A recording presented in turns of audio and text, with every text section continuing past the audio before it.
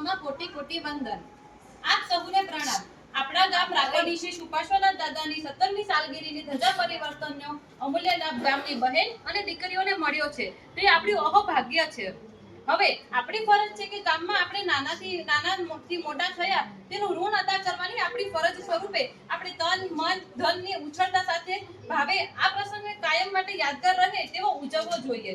તો આપણે કોઈ પણ કામને ગૌણ કરીને 100% સાલગીરીમાં તો હાજરી આપવાની જ છે।